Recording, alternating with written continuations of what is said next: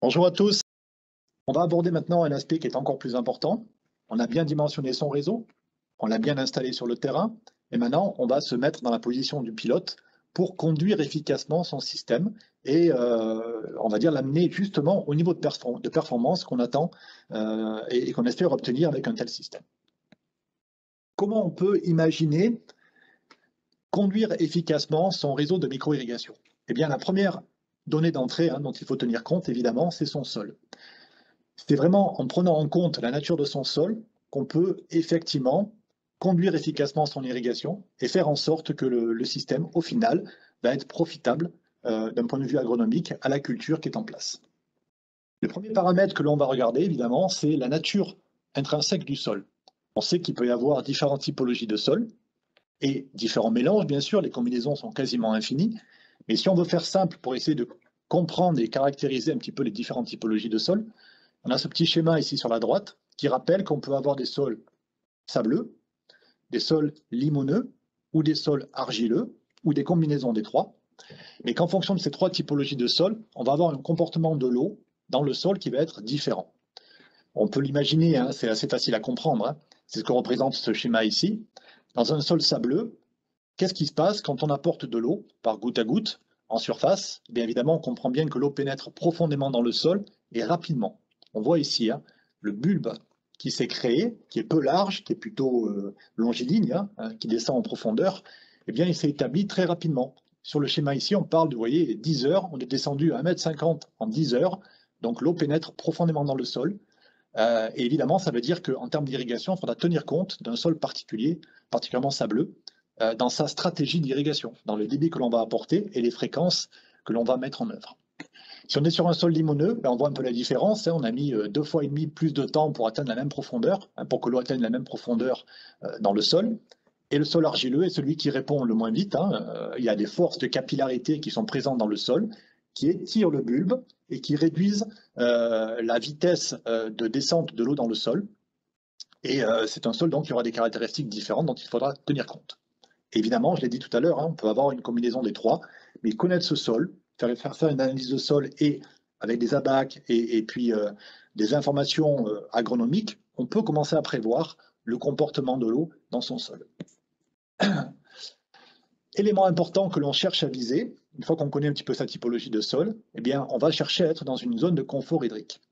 Alors, pour faire simple, on va essayer de toujours être entre deux limites qu'on va essayer d'expliciter dans quelques secondes.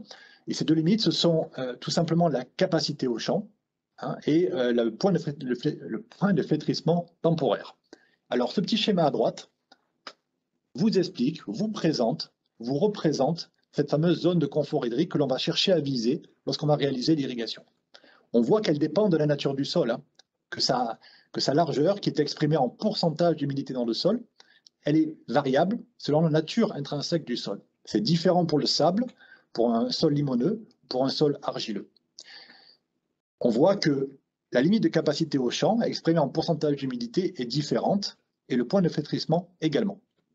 Alors, ça signifie quoi ces trois zones au-delà du point de flétrissement, cette zone de confort hydrique ou au-dessus de la capacité du champ? Mais on le voit imagé ici, c'est assez simple finalement. Quand on est dans la zone de confort hydrique que l'on vise, eh bien on cherche à tout simplement utiliser la capillarité du sol, utiliser la porosité du sol, remplir cette porosité d'eau, d'humidité, et maintenir cette eau présente dans ce sol, de façon à ce qu'il soit utilisable facilement par la plante.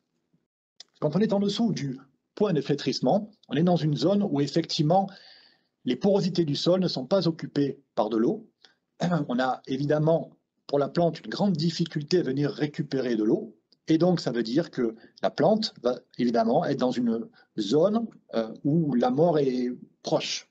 Évidemment, on parle de point de flétrissement permanent, ça veut dire que la culture, elle est altérée dans sa capacité évidemment à produire et elle est altérée durablement, voire irrémédiablement.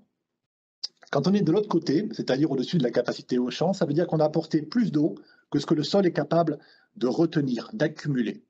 On a évidemment, vous le voyez ici, par ressuage, une perte d'eau évidemment en profondeur, et on vient alimenter les nappes phréatiques en réalité. Une grosse partie de l'eau qu'on apporte n'est pas utilisable par la plante. Donc là, il y a évidemment un apport d'eau inutile, hein, et on apporte trop d'eau par rapport à ce que le sol est capable de retenir. Et évidemment, ça ne profitera pas à la plante. Voire même, ça peut être un problème, puisqu'on peut avoir un risque d'asphyxie racinaire ou autre. Donc en résumé, on cherche à viser cette zone de confort hydrique qui est dépendante du sol, évidemment, hein. On peut l'imaginer aussi par ce schéma. On parle de RFU, hein, de réserve facilement utilisable pour la plante, qui est situé donc entre 2 points de pourcentage d'humidité, entre la zone de saturation et la zone de contrainte hydrique, cette zone cible d'irrigation que l'on va viser et qui est placée ici. Et pour l'imager, vous voyez le petit schéma, hein, de nouveau, ça veut dire qu'on va remplir toutes les porosités du sol avec de l'eau qui va être maintenue dans cette réserve et exploitée facilement par la culture.